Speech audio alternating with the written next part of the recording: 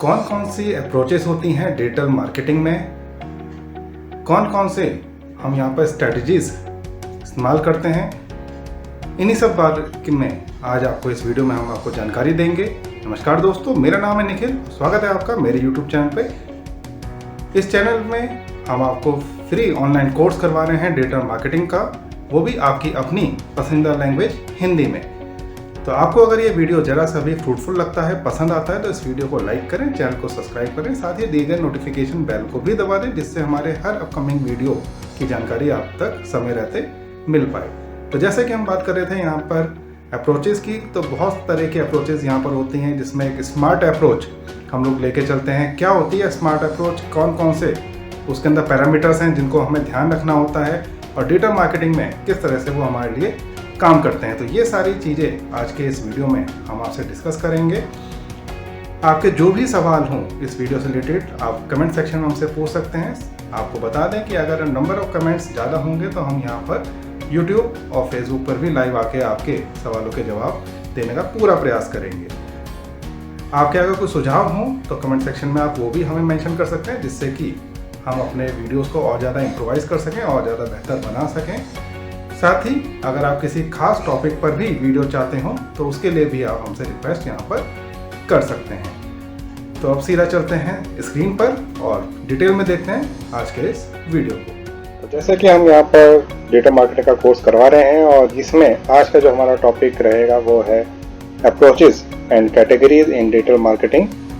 तो देखिए, आज के इस कंटेंट में जो हमारे रहेंगे वो रहेंगे अप्रोचेस इन डिजिटल मार्केटिंग, साथ ही साथ कैटेगरीज ऑफ डिजिटल मार्केटिंग। इसी के ऊपर आज का पूरा वीडियो रहने वाला है।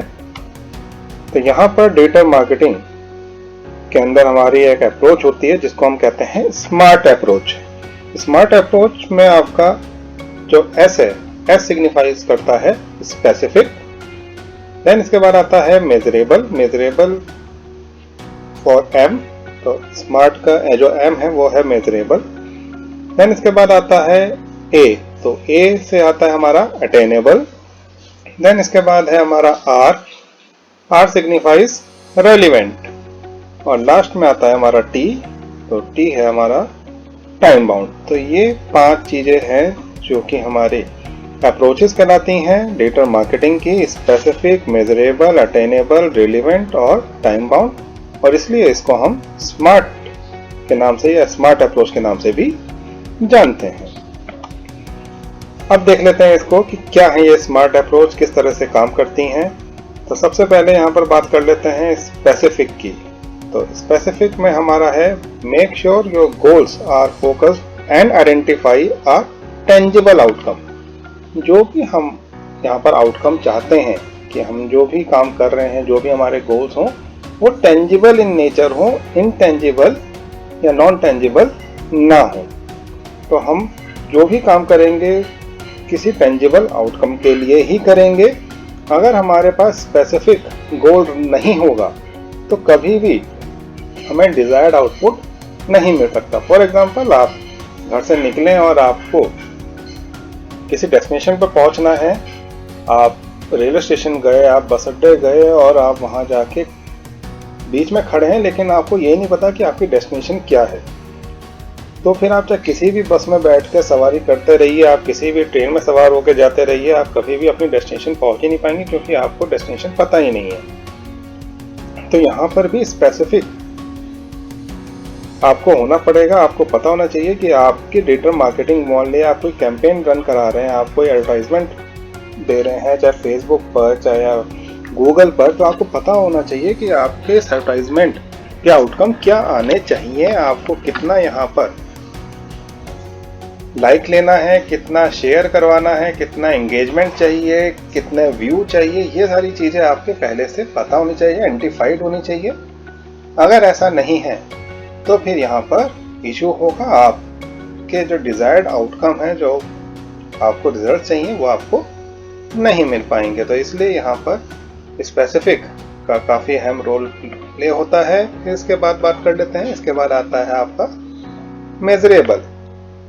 तो मेजरेबल में है you should have some clear definition of success. देखिए, बहुत अच्छी बात यहाँ पर लिखी है कि आपके पास अपने सक्सेस की डेफिनेशन होनी चाहिए। और क्लियर डेफिनेशन होनी चाहिए। वैसे तो कहा जाता है कि हर इंसान की सक्सेस की अपनी अलग डेफिनेशन होती है। यकीन मानिए, आप और हम जो जिंदगी जी रहे हैं, कई लोगों की, कई नहीं, कई लाखों लोगों की, करोड़ों लोगों की ऐसी ख्वाहिश होती है या इच्छा होती है कि जो हम जिंदगी आज अपनी लाइफ हम जी रहे हैं, वैसी जिंदगी वो लोग भी जी पाएं। और हम लोग अपनी लाइफ से सेटिस्फाई नहीं होते, हम दूसरे लोगों से, जो हाई सोसाइटी है या और दूसरे लोग हैं जिनको हम अपने आइडियल मानते हैं, तो हम मानते हैं कि हमारी लाइफस्टाइल वैसी होनी चाहिए, हमारे पास इतना पैसा होना चाहिए, इतना बैंक बैलेंस, इतनी प्रॉपर्टी। तो हमारे लिए सक्सेस की डेफिनेशन कुछ और है, जबकि हम जो लाइफ जी रहे हैं वो भी एक सक्सेसफुल लाइफ है, जो कि दूसरों की नज़रों में सक्सेस की डेफिनेशन के अंतर्गत आती है। तो यहाँ पर मेजरेबल में भी यही है कि जो भी हम डिजिटल मार्केटिंग करने जा रहे हैं, चाहे हमारे प्रोडक्ट की हो, हमारी सर्विसेज की हो, उसकी एक तो क्लियर कट डेफिनेशन हो और हम उसको एवेल्युएट भी कर पाएँ कि हमने वो अचीव किया है, नहीं किया है। ये सारी चीज़ें भी वहाँ पर रहनी चाहिए, तभी हम एक अच्छी कैंपेन या एक अच्छी डिजिटल मार्केटिंग कैंपेन को रन कर पाएंगे। नेक्स्ट आता है हमारे पास अटेनेबल। तो अटेनेबल में है कि हमारे जितने भी गोल्स हैं, your goal should be challenging but still reasonable to achieve. तो कभी भी ऐसी अपनी सक्सेस डेफिनेशन बनाते हुए या अपने ऐसे गोल सेट करते हुए ऐसे सेट मत करिए कि जिनको आप अचीव ही ना कर पाए। एक व्यक्ति जिसकी उम्र 40 साल से ऊपर है, जनरल कैटेगरी से आता है, और वो कहे कि मुझे IAS ऑफिसर बनना है, इंडियन एडमिनिस्ट्रेटिव सर्विसेज में उसको जाना है, जो कि टेक्निकली पॉसिबल ही नहीं है क्योंकि उसकी ओवर एज हो चुकी है। वो भले ही कितना पढ़ा लिखा हो, भले ही उसने डॉक्टरेट करी हो, सब कुछ किया हुआ हो, लेकिन IAS के एग्जाम में वो अपीयर हो ही नहीं सकता।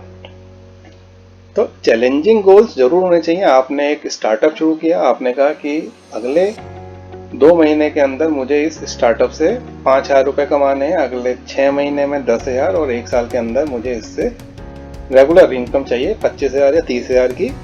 तो ये एक रीजनेबल से अटेनेबल आउटकम सुनाई दे रहे हैं। अब आपने कहा कि मुझे एक स्टार्टअप मैंने आज शुरू किया, अगले 3 महीने के अंदर 5 लाख का बिजनेस चाहिए, अगले 1 साल के अंदर 10 करोड़ का टर्नओवर चाहिए। बिल्कुल हो सकता है कि इससे ज़्यादा आप अचीव कर लें। एक तो डिपेंड करेगा कि आपका इनिशियल इन्वेस्टमेंट कितना है, आप किस सेक्टर पे काम कर रहे हैं, बहुत सारे इंटरनल एक्सटर्नल फैक्टर्स यहाँ पर आएंगे। लेकिन थोड़े से ये चैलेंजिंग तो है, साथ ही साथ रीजनेबल है या नहीं, ये आपको देखना पड़ेगा।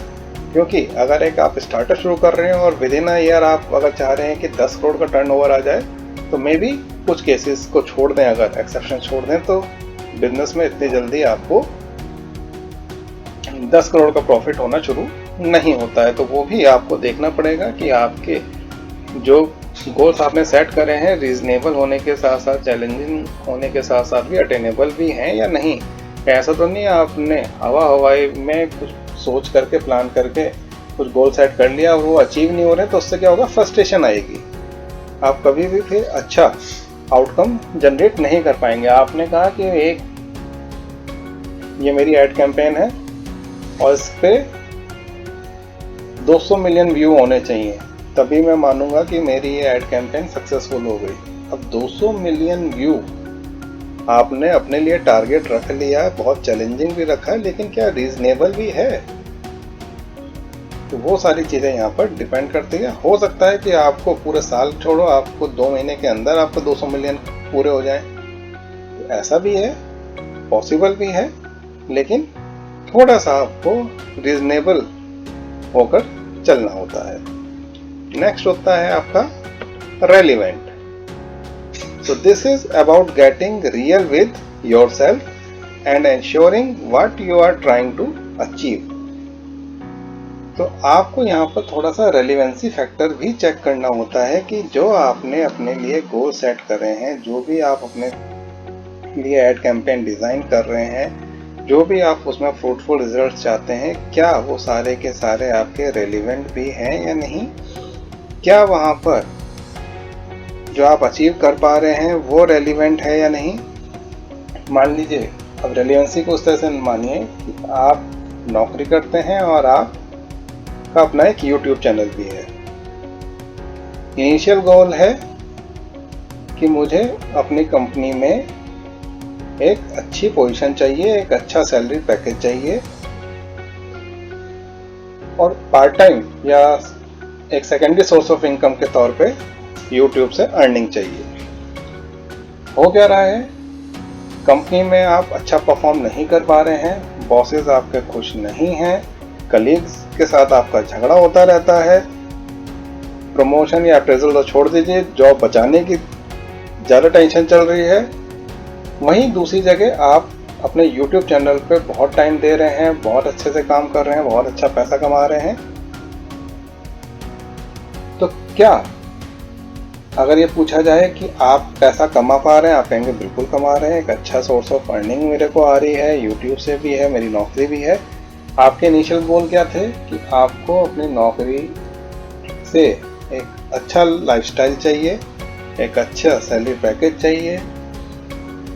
क्या वो चीज़ पूरे हो रही हैं? नहीं हो रही हैं। तो रेलिवेंसी फैक्टर अगर आप चेक करें तो वो जो आपने इनिशियल स्टैंडर्ड अपने लिए सेट करे थे कि जॉब से आपको वो चीज़ें चाहिए, वो जॉब से नहीं मिल रही है। ऑल्दो पैसा आ रहा है लेकिन वो जहाँ से आपने अपने लिए डिसाइड किया था वहाँ से नहीं आ रहा है, तो रेलिवेंट नहीं है। तो इस केस में क्या होता है, जॉब डिससेटिस्फैक्शन माइंड में आता है जिसकी इम्पैक्ट आपके वर्क पे या आपके काम पर भी पड़ता है। देन इसके बाद आता है आपका लास्ट है टाइम बाउंड। तो every goals need a target date, something that motivates you to really apply the focus and discipline necessary to achieve it. तो जो भी आप कोई गोल बनाते हैं, आपने कोई अपने लिए टारगेट सेट करना है कि हाँ ये मैंने डिजिटल मार्केटिंग कैंपेन बनाई है, मुझे ये ऐड के थ्रू इस पर्टिकुलर प्रोडक्ट या इस पर्टिकुलर सर्विस को प्रमोट कराना है। अब वहाँ पर कुछ ना कुछ आपको टाइमलाइन या कोई टारगेट डेट मेंशन करनी पड़ेगी कि विद इन 2 वीक्स इतना इस पे प्रमोशन हो जाए, इतने लाइक शेयर सब्सक्रिप्शन आ जाए। वो सारी चीज़ें आपको टारगेट डेट के साथ ही करनी होती हैं। अगर टारगेट डेट ना हो तो फिर आप कभी भी कोई चीज़ अचीव नहीं कर पाएंगे। सेमेस्टर भी जैसे आप एग्जामिनेशन वगैरह होते हैं तो 6 मंथ का एक टाइम फ्रेम है कि टाइम फ्रेम 6 मंथ के अंदर ही आपको वो क्लियर करना है। आप कोई एजुकेशन ले रहे हैं, एकेडमिक एजुकेशन, 1 साल के अंदर कोई कोर्स है तो आपको वो कोर्स पूरा करना है। कहीं आप घूमने के लिए, एक्सकर्जन के लिए निकले, आपने कहा अपने घर से मुझे इस पर्टिकुलर प्लेस पे जाना है, घूमने जाना है, 8 आवर्स का टाइम दिखा रहा है गूगल मैप, हद से हद रुकते रुकाते जाएंगे, खाते पीते जाएंगे तो 9 to 10 आवर्स में पहुंच जाएंगे। तो ये क्या टाइम फ्रेम है। ऐसा तो नहीं ना कि बस गाड़ी में बैठा है, एक्सीलेटर दिया और ठीक है देखी जाएगी, जब पहुंचे 1 दिन 2 दिन 6 दिन 20 दिन, कभी ना कभी तो पहुंच ही जाएंगे। इस तरह से नहीं होता। इस तरह से लाइफ में भी जब आप टाइम फ्रेम होकर कोई भी चीज़ करते हैं, कोई काम करते हैं, टाइम बाउंड होकर करते हैं, उस तरह आपको अपने डिजिटल मार्केटिंग भी टाइम बाउंड मैनर में ही करनी होती है। Then only you will get some good results, तभी आपको अच्छे रिजल्ट्स यहाँ पर मिल पाते हैं। अदरवाइज फिर आप डिमोटिवेट होते रहते हैं, डिस्करेज होते रहते हैं, ये सारे इश्यूज आपको फिर आते हैं। अब बात कर लेते हैं डिजिटल मार्केटिंग की स्ट्रेटजीज की। तो 2 तरह की यहाँ पर स्ट्रेटजीज काम करती हैं। एक आती हैं आपकी ऑफलाइन स्ट्रेटजीज और एक कहलाती है आपकी ऑनलाइन स्ट्रेटजी। दोनों ही स्ट्रेटजी इंपॉर्टेंट है, दोनों को ध्यान से समझिएगा किस तरह से यहाँ पर वर्किंग होती है, कैसे प्लानिंग की जाती है, कैसे स्ट्रेटजीज बनाई जाती हैं, कैसे उसको एग्जीक्यूट किया जाता है। इन सब चीज़ों को थोड़ा सा आपको फोकस होकर सुनिएगा। और कोई भी आपके क्वेरीज हों, कोई क्वेश्चंस हों तो उसको आप पूछ सकते हैं, कमेंट सेक्शन में डाल के पूछ सकते हैं। जल्द से जल्द आपको यहाँ पर जवाब दिया जाएगा। तो यहाँ पर अगर हम ऑफलाइन मार्केटिंग की कैटेगरीज की बात करें तो उसमें आपका न्यूज़पेपर या मैगजीन मार्केटिंग आता है, रेडियो मार्केटिंग आता है, डिजिटल बिल बोर्ड्स आता है, साथ ही आपका फोन मार्केटिंग भी इसमें आता है। तो जैसे कि ब्रॉडली कैटेगराइज किया है हमने, तो न्यूज़पेपर में अगर आपने देखे हो तो बड़े बड़े एडवर्टीजमेंट निकलते हैं, बिग बिलियन डेज आ गए, ग्रेट इंडियन शॉपिंग फेस्टिवल आ गया है, अमेजोन पे शॉपिंग चल रही है, फ्लिपकार्ट पे चल रही है, तमाम एक तरह के एडवर्टीजमेंट आपने इस तरह के देखे होंगे। या फिर मैगजीन के अंदर आपने कुछ एडवर्टीजमेंट देखे होंगे कि ये कोर्स शुरू हो रहा है, ये संस्थान ये कोर्सेज करवा रहा है, इतनी सीट्स हैं, ये इसके एलिजिबिलिटी क्राइटेरिया है। तो तमाम एक तरह के इस तरह के मैगजीन्स में भी आपने एडवर्टाइजमेंट्स देखे होंगे। इसके अलावा रेडियो मार्केटिंग, आप FM अगर सुनते होंगे तो उसमें आपको पता चलता होगा कि अच्छा यहाँ पर ये ट्रेड फेयर लगा है, अपने शहर में 3 दिन चलेगा, या फिर आपको पता चलता है कि एक नया बाइक लॉन्च हुई है, एक नई कार लॉन्च हुई है, उसके बारे में आपको पता चलता है। साथ ही आपको कोई और इन्फॉर्मेशन है तो वो भी आपको रेडियो मार्केटिंग के जरिए पता चलती है। इसके अलावा डिजिटल बिलबोर्ड्स भी होते हैं जिसके जरिए आप मार्केटिंग कर सकते हैं, जिसमें आप मान लीजिए रोड साइड्स या ऐसी लोकेशन जहां पर बहुत ज़्यादा ट्रैफिक रहता है, क्राउडेड प्लेस रहते हैं, वहां पर भी डिजिटल बिलबोर्ड्स लगाए जाते हैं और उसके जरिए मार्केटिंग करी जाती है। फ़ोन मार्केटिंग, टेलीकॉलिंग का आपने चीज़ सुनी होगी, लोग कॉल करते हैं, पूछते हैं, बताते हैं कि ये प्रोडक्ट है, ये सर्विसेज है, ये इंश्योरेंस पॉलिसीज है, इस तरह से आप इसमें आगे बढ़ के ले सकते हैं। तो ये सारी चीज़ें भी आपके लिए रहती हैं जिनको आप यूज़ कर सकते हैं। इसके अलावा फैक्स आपने सुना होगा, जी हाँ, फैक्स के जरिए भी मार्केटिंग होती है। हालांकि आज की डेट में फैक्स मशीन बहुत कम ऑफिसेज में बची हैं, जैसे कि टेलीग्राम आउटडेटेड हो गया, उस तरह से फैक्स भी आपका आउटडेटेड हो गया है। साथ ही साथ आपका एक और मेथड होता है एग्जीबिशंस। तो एग्जीबिशन के जरिए भी आप मार्केटिंग कर सकते हैं अपने प्रोडक्ट्स की। कई सारे ऑटो एक्सपोज लगते हैं, मोबाइल एक्सपोज लगते हैं, बड़ी बड़ी कंपनीज हैं वो अपने प्रोडक्ट्स लेकर के आती हैं, बताती हैं उन प्रोडक्ट्स के बारे में, उन पर्टिकुलर सर्विसेज के बारे में जो देने जा रही हैं। तो वो सारी भी एग्जीबिशन के जरिए आपको पता चलते हैं, जो कि एक ट्रेडिशनल मार्केटिंग का ही पार्ट है। इसके अलावा कॉन्फ्रेंसेज होती हैं, कॉन्फ्रेंसेज में भी आपको वाइट पेपर अगर प्रेजेंट करे जाते हैं, कॉन्सेप्चुअल नोट्स आते हैं, तो तमाम एक चीज़ें आपको कॉन्फ्रेंसेज के जरिए भी पता चलती हैं किसी एक कंपनी के प्रोडक्ट्स के बारे में, उसकी सर्विसेज के बारे में।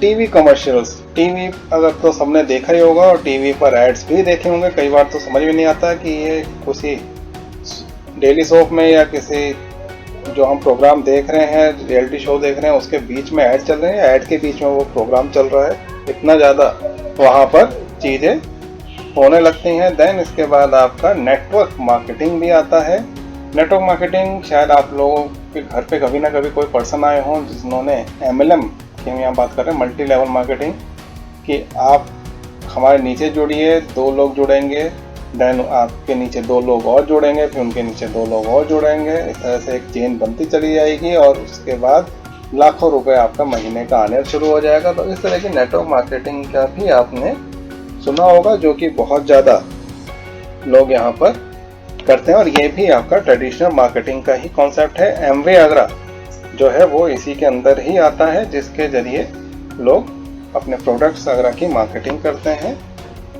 फिर इसके बाद बात कर लेते हैं फेस टू फेस मीटिंग की। तो आपके घर पे भी आई एम डेड श्योर कि कोई ना कोई ऐसा पर्सन जरूर आए हों जो इंश्योरेंस पॉलिसी बेचने आए होंगे कि ये इंश्योरेंस पॉलिसी बहुत अच्छी है, इसमें पैसा लगा दीजिए, इसमें आपको बहुत अच्छे रिटर्न्स मिलेंगे, इसमें आपका बहुत अच्छा फंड की ग्रोथ होगी, ऐसा होगा वैसा होगा, खूब सारी उन्होंने बातें भी करी होंगी।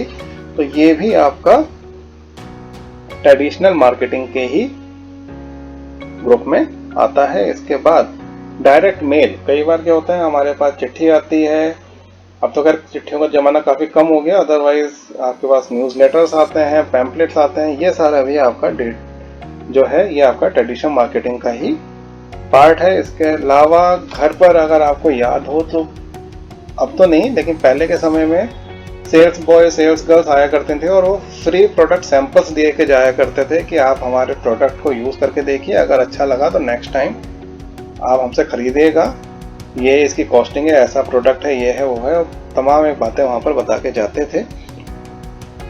भाई मत से कि आप लोगों के साथ भी ऐसा हुआ होगा, आपने एटलीस्ट देखे जरूर हो।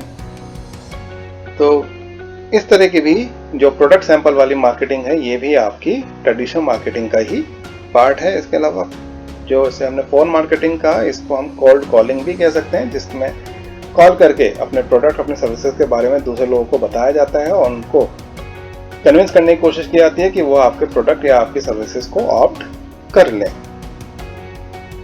के बाद बात करते हैं जो दूसरी तरह की कैटेगरी है, वो है ऑनलाइन मार्केटिंग कैटेगरी, जिसमें आपका एक आता है सर्च इंजन ऑप्टिमाइजेशन, जिसको हम SEO भी कहते हैं। तो SEO या सर्च इंजन ऑप्टिमाइजेशन के थ्रू भी आप अपने प्रोडक्ट को क्या करते हैं, इम्प्रोवाइज करते हैं, अपनी सर्विसेज को इम्प्रोवाइज करते हैं। ज़्यादा से ज़्यादा आप चाहते हैं कि ऑडियंस आपके प्रोडक्ट में इंटरेस्टेड हो। इसके अलावा सर्च इंजन मार्केटिंग यानी SEM भी यहाँ पर आता है। सर्च इंजन मार्केटिंग एक सुपर सेट है और SEO SEM का ही सबसेट है। कई बार लोग कंफ्यूज हो जाते हैं, कहते हैं कि SEO और SEM एक ही है। जी नहीं, SEM अलग है, SEO अलग है। सर्च इंजन मार्केटिंग एक अलग ब्रॉडर कॉन्सेप्ट है और उसी का एक सब पार्ट है सर्च इंजन ऑप्टिमाइजेशन। इसके बाद आता है हमारे पास कंटेंट मार्केटिंग। जी हाँ, कंटेंट भी आज की डेट में बिकता है और इस समय जो हम ये कोर्स आपको ऑफर कर रहे हैं, ये भी एक कंटेंट ही है। We are the content creators. तो कंटेंट ये क्रिएट हो रहा है और इस कंटेंट को हम डिलीवर कर रहे हैं। और स्पेशली कई सारी कंपनीज में अपनी वेबसाइट को रिवैम्प करने के लिए कंटेंट राइटर्स रखे जाते हैं, जिससे कि और ज़्यादा वहाँ पर टारगेट ऑडियंस को लाया जा सके। इसके बाद आता है सोशल मीडिया मार्केटिंग या SMM। तो सोशल मीडिया मार्केटिंग के थ्रू भी आज की डेट में बहुत ज़्यादा एक सशक्त माध्यम बन के उभरा है सोशल मीडिया। तो उसके जरिए भी जो मार्केटिंग है वो करी जाती है, ज़्यादा से ज़्यादा लोगों को इंगेज किया जाता है, अपने प्रोडक्ट अपनी सर्विसेज के बारे में उनको बताया जाता है। इसके बाद आता है पे पर क्लिक एडवर्टाइजिंग, जिसको PPC कैंपेन्स भी कहा जाता है। तो जितना ज़्यादा आप क्लिक करेंगे उतने ही ज़्यादा आपका रेवेन्यू भी यहाँ पर जनरेट होगा। इसके बाद आता है आपका एफिलिएट मार्केटिंग। एफिलिएट मार्केटिंग एक अच्छा कॉन्सेप्ट है, एक अच्छा सोर्स ऑफ अर्निंग यहाँ पर बनता है। पूरा का पूरा एक डेडिकेटेड वीडियो आपको इस पे मिलेगा एफिलिएट मार्केटिंग पे। देन इसके बाद आपका आता है ईमेल मार्केटिंग। कई बार आपने अपना इनबॉक्स चेक किया हो, खोल के देखा और वहाँ पर आपके पास मेल आई हुई होती है कि ये वाली क्रेडिट कार्ड ले लीजिए, ये वाला इंश्योरेंस पॉलिसी ले लीजिए। इस तरह के प्रोडक्ट्स को आपको ऑफर किया जाता है। आप डेल का लैपटॉप ले लिए 30% डिस्काउंट है, आप एसर का लैपटॉप ले लें 20% डिस्काउंट है। इस तरह की तमाम एक स्कीम आपको मिलती हैं और ये सब ईमेल मार्केटिंग का ही पार्ट है। तो तमाम एक ऑप्शंस यहाँ पर मिलते हैं, जिसके जरिए आप ऑफलाइन मोड में और ऑनलाइन मोड में भी मार्केटिंग अपनी कर सकते हैं। आशा करते हैं कि आपको आज का वीडियो ये पसंद आया होगा। आपके कोई भी डाउट हो अगर इस टॉपिक से रिलेटेड, तो आप कमेंट सेक्शन में अपने डाउट्स पूछ सकते हैं। अगर बहुत ज़्यादा डाउट हुए तो हम फिर एक सेपरेट वीडियो उन डाउट सेशंस पे भी बना देंगे।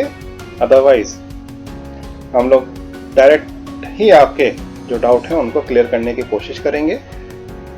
आपके कोई भी इसके अलावा सवाल हो किसी पर्टिकुलर टॉपिक के ऊपर, अगर आप वीडियोस चाहते हो तो वो भी आप हमें कमेंट सेक्शन में या फिर हमें मेल द्वारा भी हमें बता सकते हैं। डिस्क्रिप्शन बॉक्स में हमारी मेल आपको मिल जाएगी।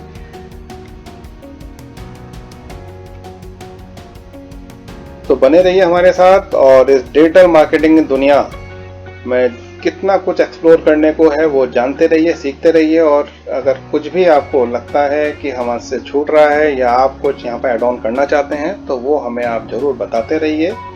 पूरी कोशिश रहेगी कि आपके ज़्यादा से ज़्यादा सवालों के यहाँ पर जवाब दिए जा सकें। तो मिलते हैं किसी और दिन किसी और वीडियो के साथ। तब तक के लिए नमस्कार।